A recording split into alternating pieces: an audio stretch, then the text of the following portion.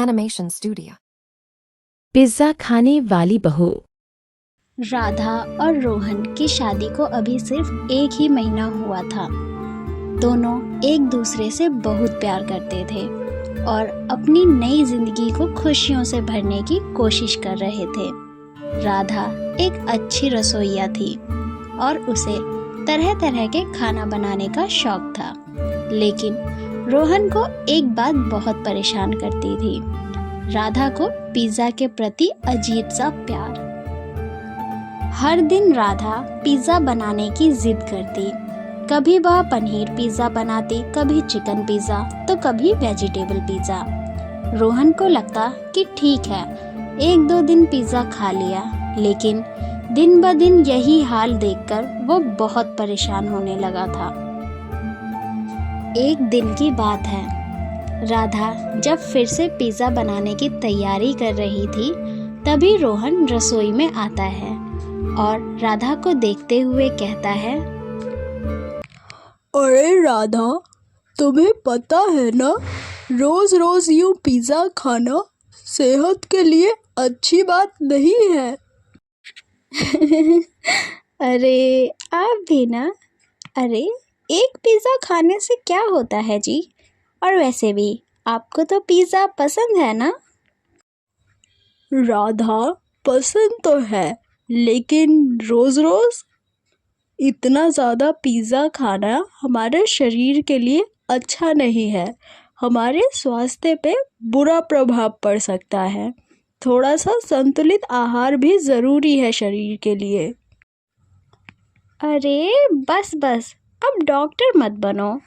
चलो ठीक है, कल से मैं साथ में कुछ और भी बना दूंगी। बस खुश। लेकिन अगले दिन भी राधा ने पिज़्ज़ा ही बनाया। इस बार उसने एक नया तरीका का पिज़्ज़ा बनाया, जो कि था रोमन पिज़्ज़ा। रोहन ने देखा और बिना कुछ कहे मुस्कुराने लगा। ये क्या राधा, आज फिर से तुमने पिज़्ज़ा बनाया है? अरे हाँ जी, आज ना मैंने आपके लिए स्पेशल रोमन पिज़्ज़ा बनाया है। और वैसे भी आपको तो पसंद है ना? पसंद तो है, लेकिन कभी तुम्हारी माँ ने भी इतना पिज़्ज़ा नहीं बनाया होगा जितना तुम बनाती हो। अरे मेरी मम्मी ने तो सिर्फ वही पुरानी सब्जियां और रोटियां ही बनाई हैं, लेकिन आपको पिज़्ज़ा पसंद है ना, इसीलिए तो मैं आपके लिए बनाती हूँ पिज़्ज़ा। रोज़ रोज़ यूँ घर में पिज़्ज़ा बनता देख रोहन ने सोचा कि शायद राधा को पिज़्ज़ा बनाने में मज़ा आता होगा, इसीलिए वह चुप रहा। लेकिन जब हफ्ते बीतते गए और पिज़्ज़ा का सिलसिला जारी रहा, तो रोहन ने सोचा कि अब तो कुछ करना ही होगा। एक दिन राधा जब फिर से पिज़्ज़ा बनाने की तैयारी कर रही थी, तभी रोहन राधा के पास जाता है और राधा से कहता है, राधा, मैं तुम्हारी माँ से बात करना चाहता हूँ, शायद वह तुम्हें कुछ समझा पाए। अच्छा जी, ठीक है, जैसा आपको सही लगे, बुला लीजिए मम्मी को। तभी रोहन राधा की मम्मी को फ़ोन लगाता है और फ़ोन पर सारी बातें बताता है। राधा की माँ हंसते हुए कहती है, अरे बेटा, राधा को ना बचपन से ही पिज़्ज़ा बहुत पसंद है। उसकी दादी उसे पिज़्ज़ा बनाकर देती थी और वह बहुत खुशी से खाती थी। शायद वही चीज़ अब उसकी आदत बन गई है। लेकिन मम्मी जी, इतना ज़्यादा पिज़्ज़ा खाना सेहत के लिए अच्छी बात नहीं है।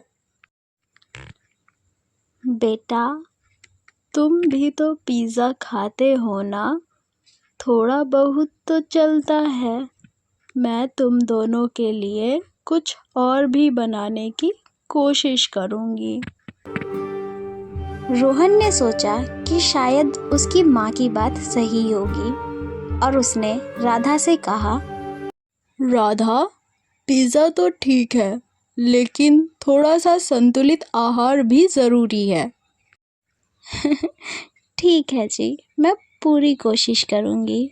धीरे धीरे राधा ने अपने खाने में थोड़ी विविधता लानी शुरू की। वह कभी कभी पिज़्ज़ा के साथ साथ दूसरे व्यंजन भी बनाने लगी।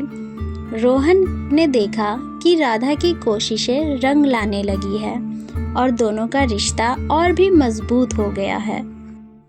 एक दिन जब राधा और रोहन दोनों साथ बैठकर खाना खा रहे थे, तभी रोहन राधा से कहता है, राधा, तुम्हारी कोशिश सच में रंग ला रही है।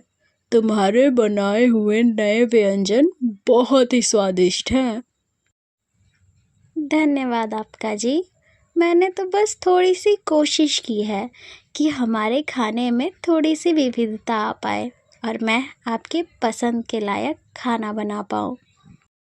हाँ राधा, और अब मुझे लगता है कि क्यों ना हमारे रिश्ते में भी थोड़ी सी विविधता आना चाहिए। मेरा मतलब है, क्यों ना इस वीकेंड हम कहीं घूमने चले। रोहन की यह बात सुनकर राधा की आंखें चमक उठी और राधा ने रोहन से कहा, अरे वाह, ये तो बहुत अच्छा विचार है जी।